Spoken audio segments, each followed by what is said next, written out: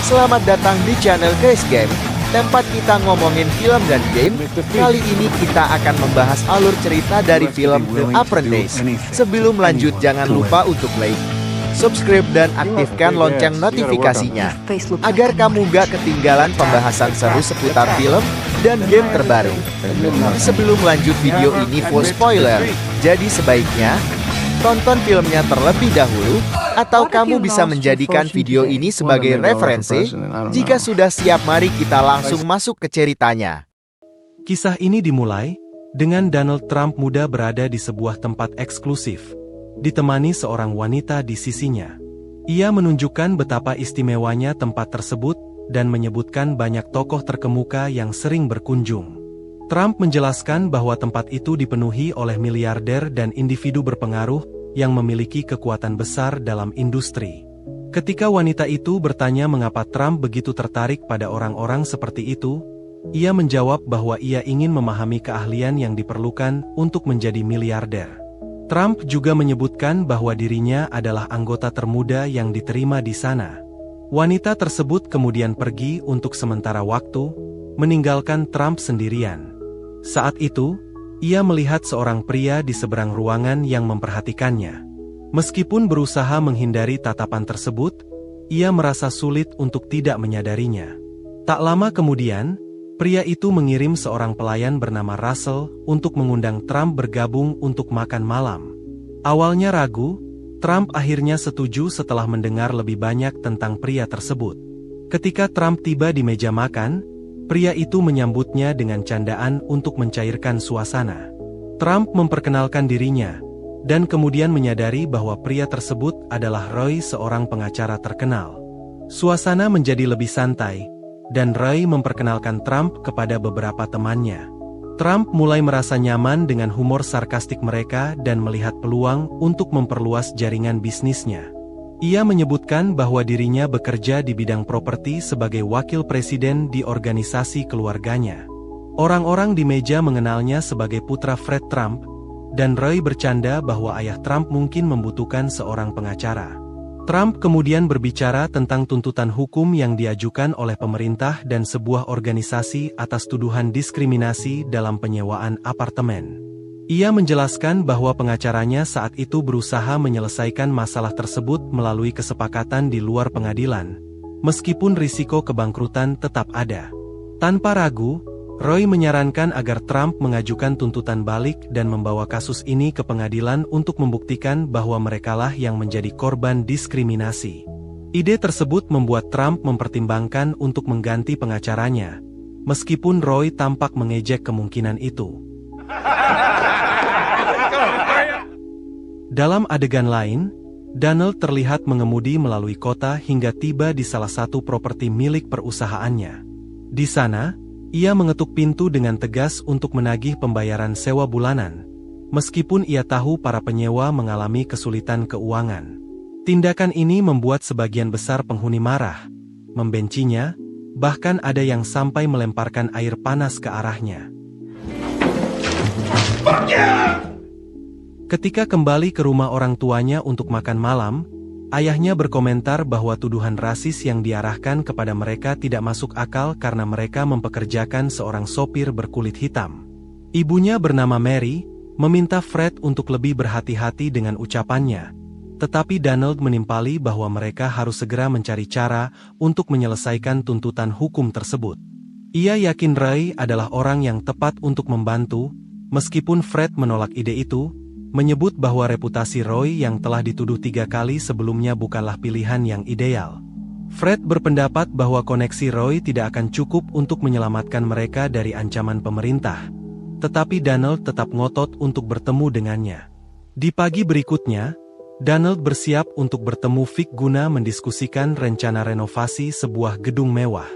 Namun, Vic tidak menganggap serius idenya, menilai bahwa membangun hotel mewah di salah satu area yang dianggap biasa-biasa saja di New York adalah langkah yang tidak masuk akal. Meski demikian, Donald tetap berkeyakinan bahwa proyek tersebut akan berhasil saat kota mencapai puncak kemakmuran dan uang mulai mengalir. Vic akhirnya meninggalkan pembicaraan itu, menyebut bahwa mereka memiliki masalah hukum lain yang lebih mendesak. Belakangan, di sebuah klub, Donald mencoba berbicara dengan Roy. Tetapi pengacara itu menunjukkan sikap dingin dan hanya ingin menikmati waktunya di sana. Tidak menyerah, Donald mengejarnya hingga ke kamar mandi dan meminta maaf atas kegigihannya. Ia memohon kepada Roy untuk mewakili keluarganya demi menyelesaikan tuntutan hukum yang berisiko menghancurkan mereka. Setelah beberapa pujian yang cerdas, Roy akhirnya setuju untuk membahas situasi tersebut.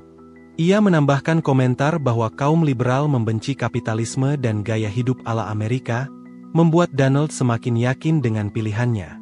Mereka berbicara tentang bagaimana uang dari orang-orang seperti mereka berisiko diambil dan disalurkan kepada pihak yang dianggap tidak berkontribusi, tepat ketika minuman tiba di meja. Donald menyebutkan bahwa ia tidak minum alkohol. Tetapi Roy bersikeras bahwa jika ia ingin suaranya didengar, ia harus ikut minum. Roy tampaknya lebih peduli tentang siapa hakim yang akan menangani kasus mereka, terutama Edwin Near, yang ia anggap sebagai masalah yang harus diatasi seiring waktu. Donald akhirnya mulai minum dan berbicara penuh semangat tentang visinya untuk menguasai New York di masa depan, dengan rencana untuk mengembalikan kejayaan kota tersebut. Namun, ide-ide besar ini sering menjadi penyebab ketegangan antara dirinya dan ayahnya. Sementara itu, mereka bercanda tentang berbagai hal, termasuk kehidupan pribadi Donald dan bagaimana ia dianggap unik. Percakapan berubah menjadi lelucon hingga Donald merasa mual dan pergi ke kamar mandi untuk muntah. Di dalam mobil, Roy menjelaskan bahwa ia bukan pengacara konvensional. Meskipun secara teknis Donald adalah kliennya, Roy menegaskan bahwa ia yang memegang kendali, dan Donald harus mengikuti arahannya tanpa kompromi. 12:30 tomorrow. Keesokan harinya, mereka bertemu lagi, dan Donald menemukan dirinya berada di kamar Roy saat ia berolahraga. Roy tanpa henti, memberikan arahan sambil tetap fokus pada latihannya. Ketika Donald bertanya bagaimana Roy berhasil memengaruhi orang-orang berkuasa, Roy memberikan jawaban sederhana, "Anda harus menang." Ia menjelaskan bahwa kemenangan membutuhkan strategi tertentu, dan ia mulai memperkenalkan aturan pertamanya, menyerang tanpa ampun. Dalam nada yang tegas, ia memperingatkan Donald bahwa mereka harus bersikap agresif terhadap kantor hak sipil, yang menjadi lawan mereka. Saat mereka menunggu panggilan penting, telepon akhirnya berbunyi, dan seorang pria di ujung telepon mengkritik Roy atas taktik yang dianggap tidak etis. Roy membantah tuduhan itu dan dengan cepat mengingatkan Donald tentang aturan kedua, menyangkal semuanya dan tidak pernah mengakui kesalahan. Dalam persidangan berikutnya, Roy berdebat sengit melawan kantor hak sipil, bahkan mencegah saksi memberikan kesaksiannya secara penuh. Setelah meninggalkan ruang sidang, Roy menyampaikan pernyataan optimis kepada media, menyebut posisi mereka kuat. Namun di dalam mobil, ia berbicara lebih jujur kepada Donald, memperingatkan bahwa peluang mereka untuk menang sangat kecil karena kasus ini sudah memiliki aroma kekalahan. Roy menjelaskan bahwa tindakan staf penyewaan mereka, yang menandai aplikasi orang kulit berwarna dengan kode tertentu, akan menjadi masalah besar.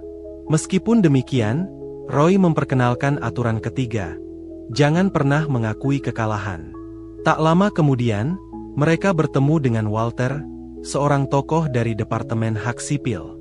Roy langsung berusaha menggoyahkan posisinya dengan membawa isu pribadi yang sensitif, yang bertujuan untuk membuat kasus itu terlihat lebih rumit daripada sekadar masalah hukum biasa. Dengan tekanan seperti itu, Roy berharap kasus tersebut dapat dibatalkan. Roy berhasil memengaruhi Walter hingga mencapai titik di mana permintaannya tidak bisa ditolak. Belakangan, Donald mengaku terkesan dengan cara pengacaranya menangani situasi.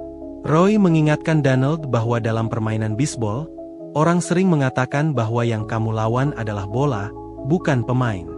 Namun, kenyataannya adalah sebaliknya. Roy menjelaskan bahwa mereka hidup di dunia yang dikendalikan oleh manusia, bukan hukum. Ia menambahkan bahwa keunggulan sejati adalah tidak peduli apa yang orang pikirkan tentangmu, karena yang penting bukan benar atau salah, melainkan siapa yang memenangkannya. Di rumah, Donald menyaksikan berita tentang pengunduran diri Nixon. Keesokan paginya, Roy meneleponnya untuk memberitahu bahwa mereka telah mencapai kesepakatan dengan pemerintah. Roy menyatakan bahwa mereka memenangkan kasus ini, dengan tidak ada temuan resmi tentang diskriminasi. Dengan cepat, Donald bersiap dan dalam beberapa menit dijemput oleh Roy. Dalam perjalanan, Roy memberikan telepon kepada Donald untuk wawancara eksklusif. Dalam wawancara tersebut, Donald menyebutkan ambisinya untuk membeli Commodore dan mengubahnya menjadi hotel paling bergengsi di dunia. Meskipun Roy mencoba menyarankan beberapa tambahan tanggapan, Donald tidak mengikuti petunjuk tersebut, akhirnya menyudahi wawancara. Roy menenangkan Donald dengan mengingatkannya bahwa ia masih muda dan dalam proses belajar, dengan banyak peluang besar di masa depan. Mereka kemudian tiba di sebuah penjahit untuk membeli setelan jas. Saat Roy menemukan setelan yang sempurna, Donald mengaku ragu karena harganya mencapai $1.100 dan ia merasa tidak mampu membelinya. Roy tanpa ragu, menulis cek untuk jas tersebut, menegaskan bahwa persahabatan mereka lebih bernilai daripada uang. Pada malam harinya, Donald menikmati waktu di sebuah klub eksklusif. Saat itu, ia melihat seorang wanita berdebat dengan penjaga pintu yang menolak membiarkannya masuk. Donald melangkah maju dan memberitahu penjaga bahwa wanita tersebut ada dalam daftar tamu. Penjaga akhirnya meminta maaf dan membiarkan mereka masuk. Donald memperkenalkan dirinya kepada wanita itu, menyarankan agar ia menikmati malamnya. Beberapa jam kemudian, ketika wanita itu meminta tagihan, pelayan memberitahu bahwa Donald telah membayarnya. Saat wanita itu keluar untuk mencari taksi, Donald menghentikan mobilnya dan menawarkan tumpangan. Meskipun wanita itu sempat ragu, ia akhirnya menerima tawaran tersebut. Ia memperkenalkan dirinya sebagai Ivana Zelikova. Saat Donald mengantar Ivana, ia mengungkapkan keinginannya untuk bertemu lagi untuk makan malam. Ivana mengucapkan terima kasih, tetapi dengan sopan menjelaskan bahwa ia sudah memiliki pacar.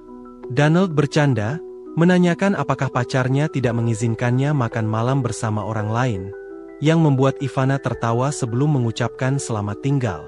Suatu pagi, ibu Donald mengungkapkan rasa bangganya terhadap proyek hotel yang sedang dikerjakannya.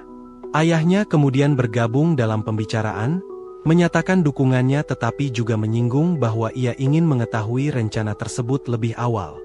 Ia mengingatkan Donald tentang bangunan di area tersebut yang sebelumnya diambil alih. Donald tidak senang mendengar kabar itu dan memutuskan untuk pergi. I gotta go.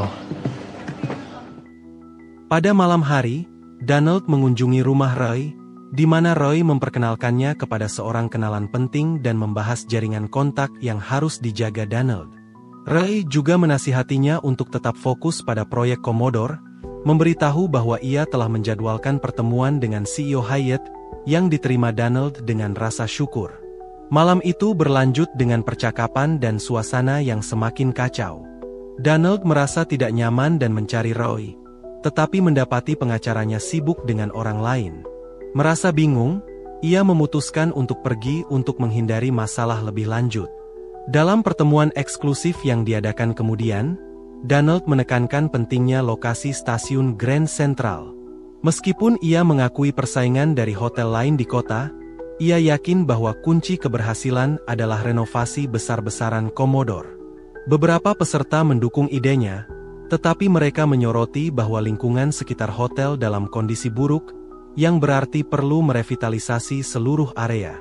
Ketika ditanya bagaimana ia berencana menangani masalah serikat pekerja dan pajak, Donald dengan percaya diri menyatakan bahwa proyek ini tidak akan dikenakan pajak properti karena adanya insentif dari wali kota. Ia menambahkan bahwa wali kota sangat mendukung proyek ini, dan jika Hyatt berkomitmen, mereka dapat memastikan pembebasan pajak properti. Pernyataan ini justru memancing tawa dari beberapa peserta. Think you're dreaming, Donald. Beberapa jam kemudian, Donald merasa putus asa, kembali ke rumah Roy untuk meminta bantuan besar. Ia memohon agar Roy menelepon wali kota dan meminta pembebasan pajak properti bagi Hyatt. Awalnya, Roy merasa permintaan ini tidak masuk akal. tetapi Donald yakin hal itu dapat dilakukan dengan bantuan Roy. Meskipun ragu, Roy akhirnya setuju untuk menghubungi wali kota pada pagi harinya. Di kesempatan lain, Roy menggunakan pengaruhnya untuk meminta pejabat kota mendukung proyek Donald. Juru bicara wali kota kemudian mengumumkan dukungan tersebut, yang memicu reaksi beragam dari masyarakat. Beberapa pihak tidak setuju, dan pembicaraan terhenti sementara untuk mempertimbangkan kembali. CEO Hyatt mengkritik Donald karena dianggap membuang waktu, sementara Roy memperingatkannya bahwa ia sering bertindak seolah-olah aturan tidak berlaku baginya. Donald terlihat kehilangan arah, tetapi ia tetap berusaha keras untuk memastikan proyeknya berhasil. Kedua pria itu menuju ke ruang permainan Roy, di mana ia menyimpan rekaman dari semua percakapan yang menurutnya bisa berguna. Roy telah memasang alat penyadap di seluruh rumahnya dan menggunakan rekaman lama untuk memeras Michael, seorang anggota dewan. Ia memberitahu Donald bahwa jika ingin menang, ia harus siap melakukan apapun, termasuk menanamkan rasa takut pada musuh-musuhnya. Menurut Roy, rasa takut itu akan memaksa kota untuk menerima proyek Donald tanpa perubahan apapun. Keputusan tersebut memicu kontroversi di kalangan masyarakat, dengan beberapa pihak menyebutnya tindakan korup. Namun, Roy meyakinkan Donald bahwa langkah itu tidak melanggar hukum. Ia juga mengatakan bahwa ia bersedia mengubah beberapa aspek teknis demi kemajuan dan menjaga demokrasi. To safeguard democracy. Sementara itu, Donald mengirim karangan bunga kepada Ivana dan menghubunginya melalui telepon beberapa saat kemudian.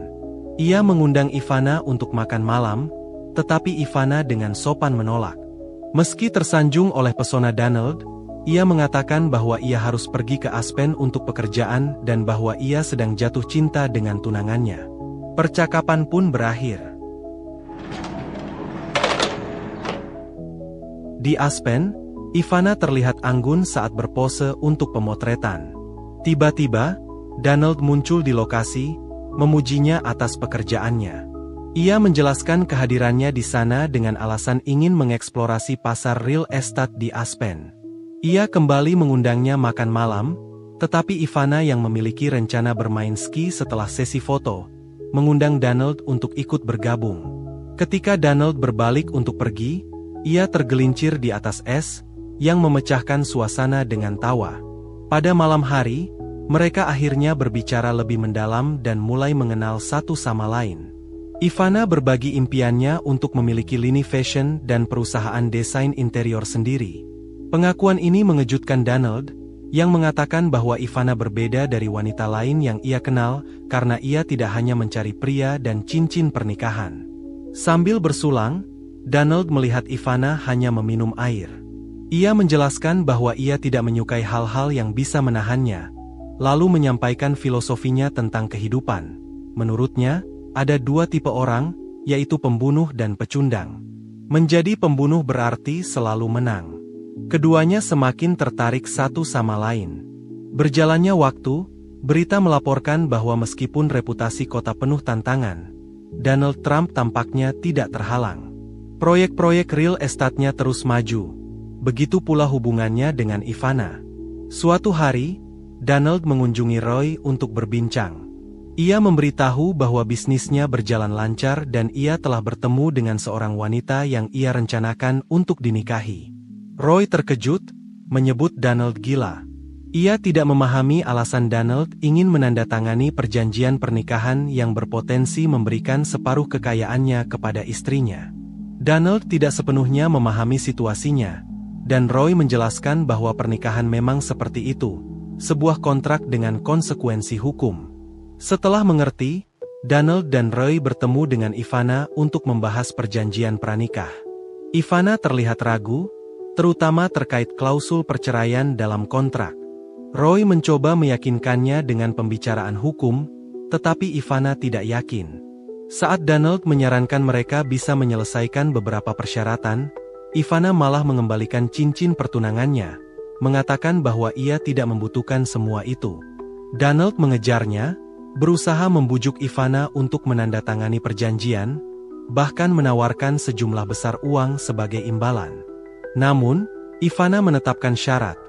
Ia menginginkan $100.000 di rekeningnya sebelum pernikahan, yang hanya tinggal 2 hari lagi. Jika tidak, ia akan pergi karena ia tidak ingin diperlakukan seperti trofi. Donald memintanya untuk mempertimbangkan ulang dan meyakinkannya bahwa hidup mereka bersama akan luar biasa. Ia mengingatkan Ivana bahwa ia tampan, kaya, memiliki keluarga hebat, dan yang paling penting, ia mencintainya. Ia ingin membangun keluarga bersamanya dan menua di sisinya. Akhirnya, Ivana setuju, dan pernikahan mereka berlangsung meriah. Thank you very much for coming. Saat upacara selesai, Roy mengamati Ivana dan merasa bahwa ia telah menjalankan tugasnya dengan baik. Ia menenangkan Ivana, memastikan bahwa perjanjian pranikah itu sebenarnya melindunginya juga. Sementara itu, Donald memandang sekeliling dan menyadari bahwa ia dikelilingi oleh orang-orang penting dan berpengaruh di kota itu. Fred, ayahnya, mendekat untuk memberi selamat kepada putranya, mengungkapkan rasa bangga dan terima kasihnya kepada Roy atas bantuannya. Roy menjawab bahwa Donald tidak lagi membutuhkan bantuannya, karena ia hanya membantu memperbaiki masalah yang ditinggalkan oleh orang lain. Ia memastikan dokumen hukum Fred tetap aman dan tidak mengaitkan keluarga Trump dengan pihak-pihak yang dapat membahayakan reputasi mereka. Fred Jr., saudara Donald, muncul di pesta tetapi tampak tidak senang. Ia memecahkan gelas, menarik perhatian semua orang di ruangan itu. Donald menduga saudaranya kesal kepadanya, tetapi ia menegur Fred Jr. untuk tidak merusak malam pernikahannya. Donald meminta Fred Jr. untuk mulai serius menjalani hidup dan menjadi saudara yang lebih baik. Di akhir acara, Ivana melemparkan buket pengantin, yang secara tak terduga ditangkap oleh Roy, menciptakan suasana canggung di antara para tamu. Saat tahun baru tiba, suasana negara menunjukkan kemajuan yang signifikan, dan prospek pembangunan terlihat cerah. Donald mulai mengelola pertemuan-pertemuan penting sendiri, tidak lagi mengandalkan Roy seperti sebelumnya. Donald kini telah melampaui mentornya, dan mengelola setiap pertemuan dengan percaya diri. Namun, ia tidak selalu bisa mengendalikan setiap respons yang ia terima. Wali kota memuji proyek ambisiusnya tetapi menegaskan bahwa ia tidak akan memberikan pengecualian pajak, dengan alasan bahwa Donald tidak bisa memperkaya dirinya sendiri dengan mengorbankan warga New York. Pernyataan itu membuat Donald marah, dan ia menegaskan bahwa Trump Tower akan tetap dibangun, dengan atau tanpa dukungan sang wali kota. Sementara itu, pernikahannya dengan Ivana mulai diwarnai oleh perselisihan kecil, tetapi pengasuh membantu menjaga stabilitas keluarga mereka. Donald mulai merasa bahwa Roy tidak lagi berguna baginya, terutama setelah mendengar bahwa FBI telah menggerebek rumah Roy terkait dugaan penghindaran pajak sebesar $7 juta. Merasa bahwa ia telah menguasai segalanya, Donald percaya bahwa ia tidak memerlukan bantuan siapapun lagi. Di tengah situasi ini, saudaranya muncul dalam kondisi yang memburuk. Ia mengaku kehilangan arah dalam hidupnya dan mencari bantuan. Donald berjanji akan mendukungnya, tetapi saat istrinya menawarkan kamar tamu, Donald berpura-pura bahwa keluarga Ivana sedang berkunjung dan membutuhkan ruang tersebut. Ia memberikan sejumlah uang kepada saudaranya untuk menginap di hotel, tetapi hanya untuk 1 malam. Sementara itu, media terus mengangkat nama Donald sebagai simbol kebangkitan tak terbendung. Proyeknya menjadi semakin ambisius, dan tantangan terbarunya adalah membangun gedung pencakar langit, dengan Ivana mengambil alih desain interiornya. Namun, kritik Donald terhadap wali kota memicu perhatian nasional. Dalam wawancara media, ia mengungkapkan pendapat bahwa New York dikelola dengan buruk. Pewawancara bertanya bagaimana ia akan menangani kegagalan jika suatu saat kehilangan kekayaannya. Dengan percaya diri, Donald menjawab bahwa ia bisa mencalonkan diri sebagai presiden. Donald dan Roy kemudian pergi ke Atlantic City, yang dilihat Donald sebagai lahan baru untuk dikembangkan. Ia merencanakan pembangunan kasino, tetapi Roy yang kini lebih bersikap seperti pengacara daripada teman sejati, tampak mulai menjaga jarak. Hubungan mereka perlahan memburuk meskipun tidak ada yang secara langsung mengakui ketegangan tersebut. Roy memperingatkan bahwa Donald terlalu banyak mengambil risiko, yang dapat membuatnya terlilit utang. Ia mengungkapkan rasa lelahnya karena merasa tidak didengar. Namun, Donald membalas dengan mengatakan bahwa Roy sebaiknya bertindak sebagai pengacara, bukan seperti seorang ayah yang selalu mengkritik. Roy memberitahu Donald bahwa ia telah mengirimkan tagihan untuk layanan hukumnya. Dengan percaya diri, Donald meyakinkan bahwa ia mampu membayar karena tidak seperti Roy, ia telah mencapai kesuksesan. Di tengah percakapan, Donald menerima telepon dari ibunya yang memberi kabar duka bahwa saudara laki-lakinya telah meninggal dunia. Setelah pemakaman yang sederhana, Ivana menyadari bahwa Donald terlihat terguncang. Namun, ia tetap menutup diri dan enggan membicarakan perasaannya. Bahkan ketika jarak di antara mereka semakin terasa, meski berada di rumah yang sama. Tak lama kemudian, Trump Tower akhirnya diresmikan dengan perayaan megah. Dalam wawancara dengan media, Donald dengan bangga menyatakan bahwa bahkan wali kota tidak mampu menghentikan proyek ini. Roy juga hadir, memberikan pernyataan singkat kepada pers sebelum meminta waktu untuk berbicara dengan Donald secara pribadi. Donald memperhatikan bahwa Roy tampak kelelahan, tetapi Roy meyakinkan bahwa ia baik-baik saja dan hanya terlalu sibuk bekerja. Donald menyarankan agar Roy mencoba pil diet yang ia gunakan, mengklaim bahwa meski membuatnya sulit tidur, efek itu positif karena ia bisa lebih produktif. Roy kemudian meminta Donald untuk membantu seseorang bernama Russell dengan memberinya tempat tinggal di Hyatt, menjelaskan bahwa rumah pedesaan terlalu dingin baginya dan kondisi kesehatannya yang memburuk tidak memungkinkan ia tinggal di sana. Meski Donald mengingat bahwa Russell tidak pernah melakukan apapun untuknya, ia setuju untuk membantu karena menghargai Roy. Di sela percakapan, Roy menyarankan Donald untuk berbicara dengan Ivana dan mengatasi keretakan dalam pernikahan mereka. Namun, Donald dengan dingin mengakui bahwa ia tidak lagi memiliki perasaan terhadap Ivana. Dari sudut pandangnya, hubungan mereka lebih menyerupai kemitraan bisnis daripada pernikahan. Ia bahkan mencatat bahwa satu-satunya hal positif yang diingatnya adalah operasi pembesaran dada Ivana. Pasangan itu kemudian berjalan-jalan di sekitar Trump Tower, menerima pujian atas keberhasilan proyek tersebut. Ketika mereka bertemu dengan ayah Donald, jelas terlihat bahwa kondisi mental pria tua itu mulai menurun. Dalam momen penuh emosi, ayahnya meminta maaf atas sikap kerasnya di masa lalu, meskipun ia percaya bahwa dorongan itulah yang membuat Donald menjadi sukses. Malam itu, meskipun diisi dengan senyum untuk kamera, Donald tampak terganggu, perhatiannya teralihkan kepada wanita lain. Hubungan dengan Ivana telah kehilangan semua kehangatan, dan saat mencoba memperbaiki suasana, Ivana memberinya hadiah eksotis dengan harapan menghidupkan kembali percikan cinta mereka. Namun, Donald dengan jujur mengungkapkan bahwa ia tidak lagi tertarik padanya dan merasa bahwa bahkan mencium istrinya hanyalah sebuah kewajiban. Setiap kali Donald menyentuh Ivana, yang dia rasakan hanyalah jarak dan ketidaknyamanan. Ketika ia hendak pergi, Ivana mengejarnya dan menghadangnya. Dalam frustrasi, Ivana mengatakan bahwa Donald bertindak seperti seseorang yang tidak peduli, menyakitinya dengan kata-kata dan tindakan. Ia bertanya apakah Donald masih peduli dengan perasaannya. Donald dengan nada dingin, menyatakan bahwa ia hanya ingin jujur. Ia mengingatkan Ivana akan asal-usulnya di Ceko dan keputusan untuk menikah dengannya. Namun, Ivana membalas dengan tajam, menyebutkan bahwa Donald berasal dari Queens dan sekarang hanyalah pria gemuk yang perlahan kehilangan daya tariknya. Komentar tentang kebotakan Donald memicu amarahnya. 2 new casino. Seiring waktu, Donald terus memperluas kerajaannya dengan membuka 2 kasino baru di Atlantic City. Banyak yang mengatakan bahwa era kejayaan Trump telah tiba, tetapi Donald bersikeras bahwa ini bukan tentang egonya. Menurutnya, ini adalah tentang menjual gaya hidup ala Trump. Namun, hidupnya semakin kosong. Hubungannya dengan Ivana hampir sepenuhnya hancur. Dengan keduanya hanya tampil bersama di depan kamera untuk menjaga citra publik. Dalam rapat bisnis, Donald terus mengungkapkan ambisinya yang besar untuk proyek-proyek baru.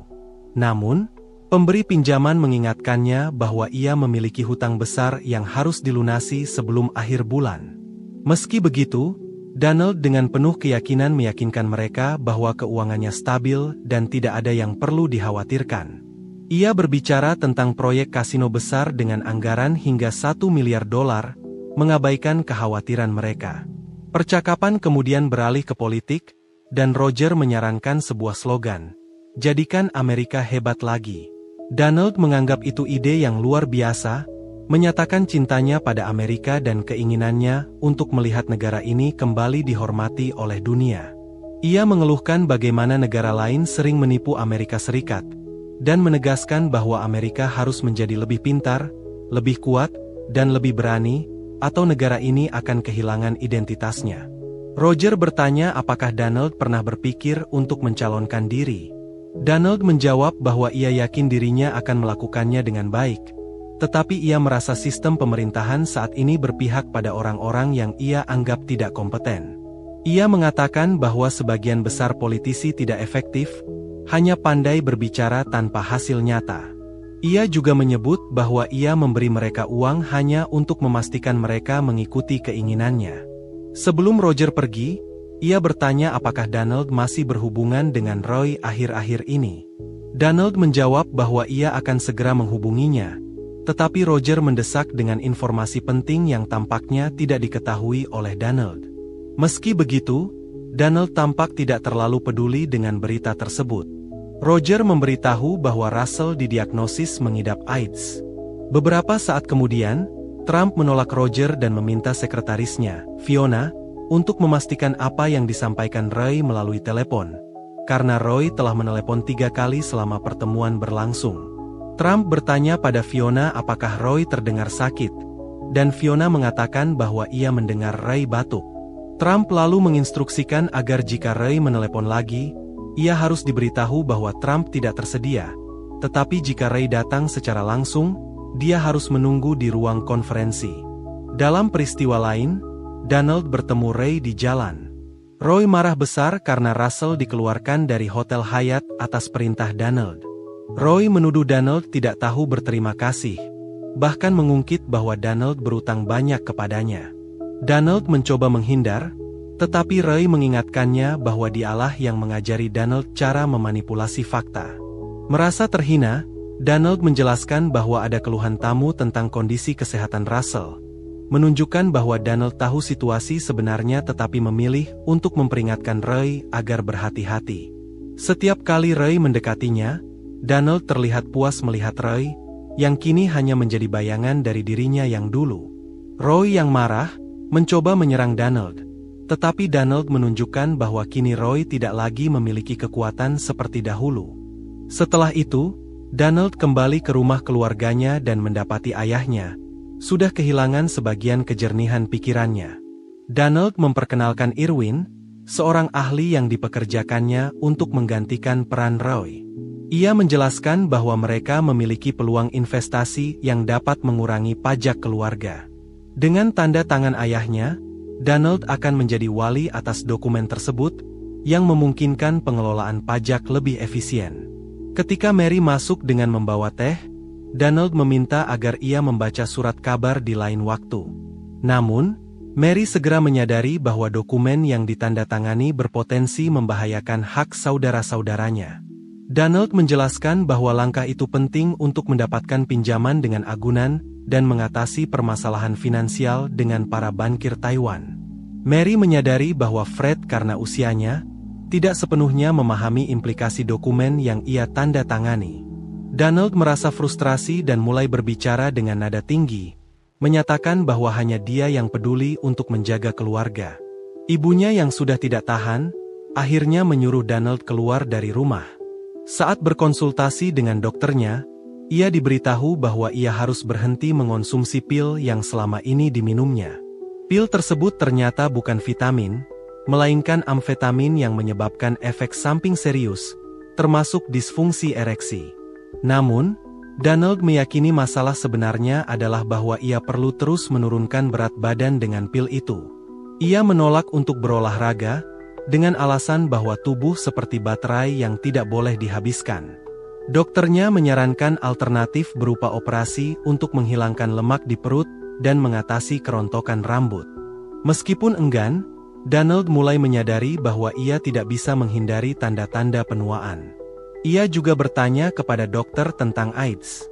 Dokter menjelaskan bahwa penyakit tersebut menular melalui darah dan cairan tubuh. Tetapi Donald tetap khawatir apakah ia bisa tertular hanya dengan menyentuh seseorang, terutama setelah ingatannya tentang tamparan dari Roy. Sementara itu, berita melaporkan bahwa otoritas hukum New York sedang berusaha mencabut lisensi hukum Roy karena pelanggaran etika, termasuk ketidakjujuran dan penyalahgunaan uang klien. Dalam sebuah wawancara, Roy terlihat terguncang saat menghadapi kritik dari Komite Disiplin Asosiasi Pengacara. Komite menuduhnya memanfaatkan penyakitnya untuk mendapatkan simpati. Namun Roy membantah tuduhan tersebut dan menyatakan bahwa ia menderita kanker hati, bukan AIDS. Ketika rumor tentang orientasi seksualnya muncul, Roy dengan tegas menyangkalnya. Donald merasa lelah dengan drama yang ditayangkan, mematikan TV. Namun, malam itu, ia menerima telepon dari Roy yang membangunkannya. Mereka berbicara, dan Roy mengabarkan bahwa Russell telah meninggal dunia. Donald mengucapkan belasungkawa sambil mengeluhkan masalah bisnis dan pernikahannya yang sedang diambang kehancuran. Roy mencurigai bahwa Donald hanya menelepon untuk meminta nasihat hukum. Tetapi Donald mengklaim bahwa ia merindukan Roy dan mengundangnya untuk bertemu di Florida. Ketika akhirnya bertemu, Roy terlihat lebih baik daripada yang Donald duga. Dalam pertemuan tersebut, Donald mengungkapkan rencananya untuk menjalani operasi untuk menghilangkan lemak dan memperbaiki kondisi rambutnya. Donald mengajak Roy berkeliling properti mewahnya, yang ia klaim dirancang untuk menjadi semacam gedung putih musim panas dengan atap berlapis emas. Sebagai tanda penghormatan, Donald memberikan Roy hadiah ulang tahun berupa perhiasan berlian dengan namanya terukir di atasnya. Saat makan malam, Roy dengan bangga menunjukkan hadiah itu kepada Ivana, yang kemudian mengungkapkan bahwa berlian tersebut ternyata palsu. Tak lama setelah itu, Roy berdiri untuk memberikan pidato kepada Donald, yang merayakan ulang tahunnya. Namun, dalam pidatonya, Donald mulai mengejek penampilan Roy dengan cara yang halus, meskipun ia akhirnya memberikan penghargaan atas kesetiaan Roy selama bertahun-tahun. Roy yang merasa campur aduk, bangkit dari kursi rodanya dengan berlian palsu itu di tangan, dan hanya bisa mengucapkan terima kasih. Ia menyadari bahwa Donald memiliki ambisi besar dan akan terus mencapai hal-hal luar biasa. Ketika kue ulang tahun dihidangkan, Roy tampak emosional. Ia meminta maaf kepada semua orang, mengatakan bahwa ia harus pergi beristirahat. Tak lama setelah peristiwa itu, Roy meninggal dunia. Setelah kematiannya, semua barang yang pernah disentuh Roy segera didisinfeksi. Beberapa waktu kemudian, Donald menjalani operasi kosmetik seperti yang direncanakannya. Dalam prosesnya, ia bertemu dengan Tony, seorang penulis terkenal, untuk membahas kemungkinan menulis buku tentang kehidupannya. Donald menyatakan bahwa ia ingin menceritakan tentang kesuksesan bisnisnya, tetapi tidak ingin terlalu membahas masa lalunya, meskipun masa kecilnya adalah bagian penting dari cerita tersebut. Sebagai gantinya, Donald berbagi filosofi hidupnya, yaitu 3 aturan sederhana: menyerang lebih dulu, menyangkal segalanya, dan yang terpenting, jangan pernah mengaku kalah. Ketika Tony bertanya bagaimana ia mengembangkan prinsip-prinsip itu, Donald menjawab bahwa itu adalah naluri pembunuh yang menurutnya hanya dimiliki oleh orang-orang tertentu. Sesuatu yang ia yakini sebagai faktor bawaan yang memberikan keunggulan unik dalam kehidupan. Dan inilah akhir dari cerita ini.